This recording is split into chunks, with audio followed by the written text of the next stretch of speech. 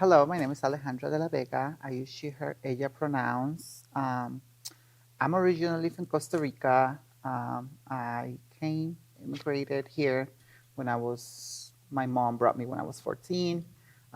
We came to North Carolina first, and then we moved to South Carolina on my junior year. So that's, like 2 years ago. And I've been living in South Carolina. So I lived in South Carolina for 15 years, and then I moved to San Francisco, California, and I just got back. So yeah, I've been living mostly of my life in South Carolina, Charleston. I call that home. That's where all my family is. That's where I grew up. That's where I transitioned, which I'm going to tell you a little bit more. But yeah, that's where I am. Well, I'm Sierra. I'm originally from Delaware and Rhode Island area, so Northeast. I came down here for school. I actually just graduated from USC with my master's degree, and I will be moving kind of towards Augusta area up here shortly for a job. So What kind of job? I'm going to be working at John Deere as a mechanical engineer. Oh, cool. Yeah. Yeah, I'm the director of mental health services at We're Family. So that's what I do right now. So, in the South, women are traditionally expected to present themselves as hyperfeminine, a performance that can require hours of primping and preening. Do you feel that impacts your own internal standards of what it means to be a woman? Oh, good question. So it's funny that I actually moved to the South because of that Southern charm that they call. I love fashion, so to me that's a good thing. I really, really love looking good all the time. I will not leave my house without looking good. I will say that, but that's not for everybody, right? But for myself, I do believe that does have an impact. When I was growing up. I knew from very beginning that I wanted to transition, that I wanted to be a girl. I started my transition when I was 17. I came out when I was 17. Unfortunately, my mom was not very supportive at that time. So I came out as gay first, and I was kicked out of the house. So I went to live with some friends, but then she thought about it and brought me back because of my little sister. So then I finished high school, and I was like, you know what, this is not what I want. I want to live my life as a full woman, 24/7. That's what I want. So I transitioned when I moved out of the house at 18, and I started my transition. Um, when I transitioned, it was really different than it is right now, even though it's not that long ago. Like I said, I'm really young. But so for me, transitioning to be a woman, living in the South, and then being Latina, it was a lot different. There were not that many trans people that we could look up to. There were only five of us. It was like a group of five Latinas who came together and were like, you know what, let's do this together. So it was a group of five of us. We're still friends to today. But for us, it was this standard that if you are going to do it, you have to do it all the way. If not, just don't do it. So it was really, and then seeing the woman in South Carolina, that really had an impact because we would see them like dressed up, looking all the time, like all put together. So that really helped us shape the way that we wanted to be seen during that time, which again, that has changed with time. But yeah, it did influence because I wanted to I wanted people not to clock me, like we say, right? Yeah. I wanted to be seen as another girl. So we did put a lot of effort into it. When I transitioned, there were not that many support, talking about economically. So we will have to work hard to get our surgeries done, or clothes, or hair, or nails. Even till today, I think that does kind of affects the way I see myself when I go out in the world because even today, right? I came and I was like, I forgot my shoes. I do not want to be in camera. Oh my God, I'm gonna be see less of a woman if I'm not wearing my heels because that to me says a lot of who I am, right? Um, I have to have my nails done all the time, which I don't have right now. Have my hair done, my heels look good because for me, in my head, that's an expectation that everybody has to see a trans woman all put together, right? Because that's what we were told that, if you want to do it, just go all the way out and you have to look certain way. Um, such small things like, like even gaining weight, like the way that you look, the way that you speak, the way that you act. So yes, South Carolina has that, teach me a lot on that Mm-hmm. aspect, because also really helped me with all that feminine matters that I really want to be feminine. I want to look like a lady, Yeah.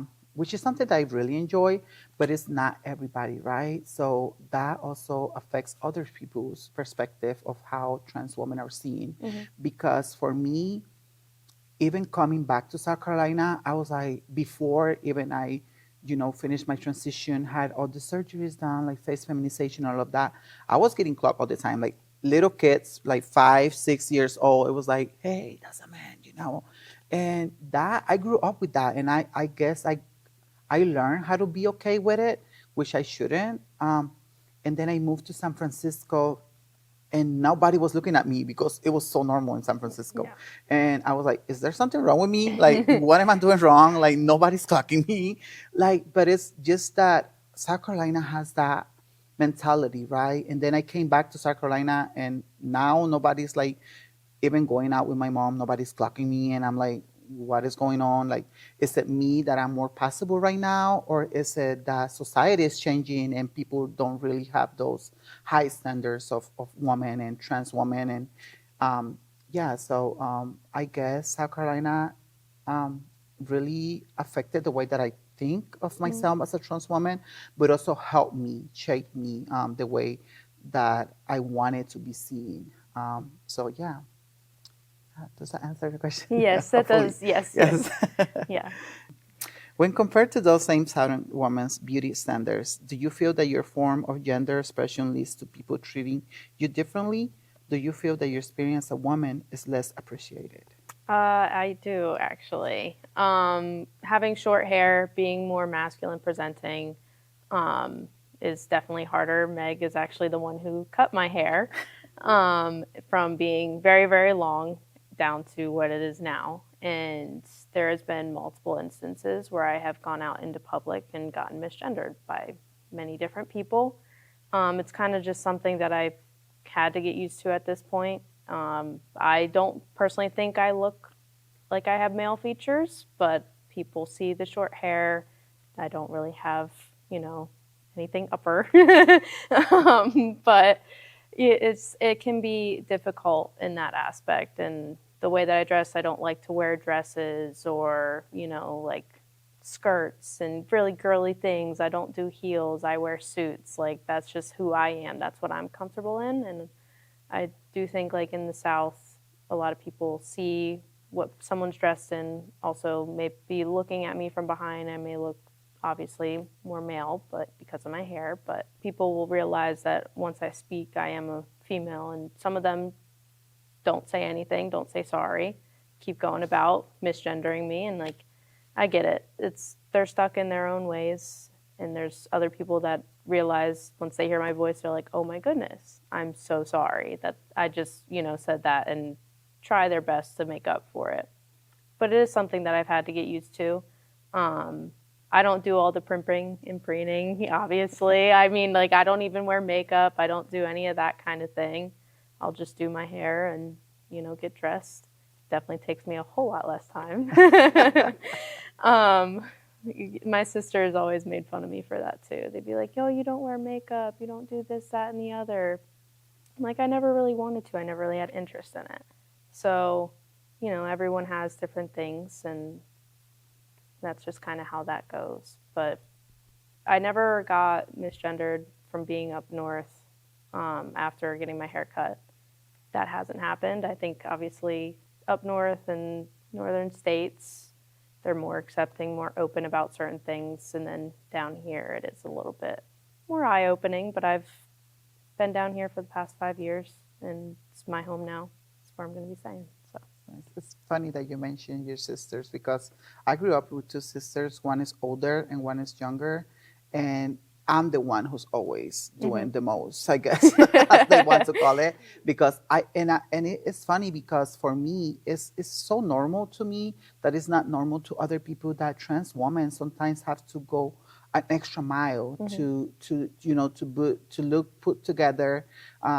to fit that standard, even with their own community. Because for the trans community, even within our community, it's always that of, oh my God, she looks better because she has more surgeries, or she's more of a trans woman because she had certain surgeries and this one doesn't. So for me, it's funny because like my sisters always tell me like, why are you doing the most? But I don't think my sisters and some people, society understands that sometimes, yes, it's because I want to look good though. But some other times it's because I want to fit certain criteria of what expectation is to be a woman, right? Yeah. And that even from the makeup to the hair to the nails, so things that might look not as big to some people, it does look, it Mm-hmm. is a big deal for me, right? Because if I'm not wearing my nails, does that mean like people are looking at my hands and they look um, the masculinity on my heels, Yeah. right? If I'm not wearing my heels, does that mean people are looking at my feet and not my heels? Because when I'm wearing heels, they're looking at the sparkle because I love sparkle in heels. My sisters, even them being cis women, they don't quite understand, and Mm-hmm. they're in my family, so I can only imagine other people who are outside, like trying to understand the all that goes into being a woman, right? Yeah. Yeah. And it's something to say with like societal norms and Yes, like expectations. right. Yeah, So, yeah. Even with my mom is the totally opposite, I guess. Like all the cis women in my family are, because my mom, she has never worn a dress. She hates makeup, so I cannot wear makeup if I'm coming to stay at my mom's house because she would throw up if she sees makeup in the pillows or in the towels. So yeah, but that's just who she is, and she mhm. loves who she is, and I accept it. So Yeah. yeah. So, how does the obligation to pass affect how you define and experience femininity? Do you ever feel that your gender expression isn't seen as enough or is seen as too much? Again, I will go back to my family. Like my mom has a really big issue with me being trans and trying to look good and put together all the time, because for her it's me trying to get the attention, and it's not. Believe it or not, I know I get a lot of attention because like I'm a tall girl, like voluptuous, whatever. But sometimes you get the wrong attention that you don't want. When I moved from South Carolina, I was so used to being clocked and call out and being, you're a man, like going to the store, like from little kids to older kids, to older adults, that I got so used to it. And then I moved to San Francisco, and I would just always have my head down. And I was working in this nonprofit with a gay best friend of mine who um, he was like never they whenever I we became friends, they were like look after him because like he doesn't like trans women, but we became really good friends, like best friends. And he used to tell me like, why do I see you like always trying to hide? You're gonna cut the attention, like why are you trying to hide it? And I was like, it's because like I see everybody looking at me, and I don't like that. And he was like, but you get that not everybody that's looking at you is for the wrong reason. Some people are gonna look at you because you look beautiful, like you look as a sophisticated woman. Um, but I learned in my head it was like always getting the wrong attention, not that attention. Mm. That it was wrong for me to get any attention. So yes, even now here, I feel like sometimes I have to tone it down because people are not used to seeing a trans woman, you know, walk up and like try to like get all the attention, right? But I have to learn how to accept it. Even going back home, the first time I went back home to Costa Rica, it was like me trying to hide that I was a trans woman in the clothes that I was wearing, right? Don't wear anything that is too tight. Don't wear anything that is too revealing. Um, but I was like, why do I have to do that, right? Is it because of me? Is it because of society? Is it because of a standard? Um, Again, even coming to do an interview, even going anywhere, like, am I really worried about my nails and the hair and my shoes because of me? Or is it because everybody who's going to see the video or anybody who's going to be seeing the video is going to perceive me as not as woman enough, Mm-hmm. or I'm not a good representation for trans women, which is something that also we have to carry. Besides the fact that we already carry so much, it's like, am I representing my community enough? Am I doing too much for my community? Um, and it's okay. Like, you don't have to fit certain standards, and you don't have to um, follow other people's, right? Because now that I see most of the trans activists that are out there, um, they're not really worried about how they look. They're worried about their voice and being visible, and just being in places and being seen. It's okay if you're doing not too much or you're doing too much. Hmm. I think that's fair game to everybody, and I happen to love doing too much and being out and out loud, and um, yeah. So I just have to learn how to accept it and go with it. Yeah. I mean, I think it's good that you're like, if you say that you're too much, like, I feel like that's something that people need to see, Yeah. you know, because a lot of people stay behind those shadows Yes. and it needs to be seen, it needs to be heard. Yeah. So, Sometimes just being too much is enough. yep. So I think that I take that. Yeah. Um, the next question I have is: it seems like times are changing. Younger generations aren't leaning as much into strict binary gender roles and expressions. Do you think it's different about the way your generation approaches societal, I can't say the word, societal expectations and gender norms? I think my generation is probably a little bit better with being more accepting on certain things. However, that's not to say that there are people that do not accept how I am, you are, or any of us are for that matter. But I mean, from when times were back then, I know I was actually not the first one to come out in my family. My cousin was. And when he came out as gay, it was a weird thing for my entire family to experience. My mom had to sit me and my sister down and was like, here's what happened, and like made it seem like a horrible thing that happened within our family, like it was a tragedy, but it wasn't. And so when I decided to come out, I was petrified. I was, just because I knew the reaction that everyone had when my cousin came out. So I think generations do have different standpoints and stuff like that on how society is like taking everything, I guess. I don't know. But now there are still people that I run into my age that will like clearly look at me up and down and be like, why are you dressed like that? Why do you look like that? You're a female, you know, you're supposed to do this, you're supposed to do that. But obviously, I defy those rules. I don't care. I'm going to do me. I'm going to do whatever makes me happy. And at the end of the day, what people think, they can think it. I'm going to live in my own skin. I'm going to do what I want to do because that's what really matters. But hopefully, I'm hoping as generations go on, you know, I have a nephew on the way. Hopefully, when he comes into this little world and grows up, he realizes that things like this are minuscule to the other problems that are happening.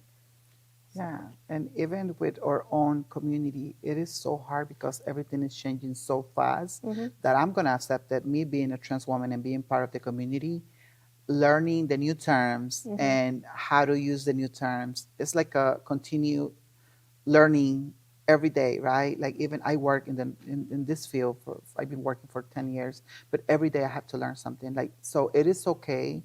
I always tell everybody like some people question and some people ask you questions, but it's the way that you ask the questions. If it's that you're asking me a question because you want to really learn, or are you asking me a question because you want to make fun of me and you're just being, you know, like funny, you know? So I believe that it's good to say that even within our own community, we're still learning. We're every day learning something new, but it's also good to learn because we don't want to stay behind, right? Yep.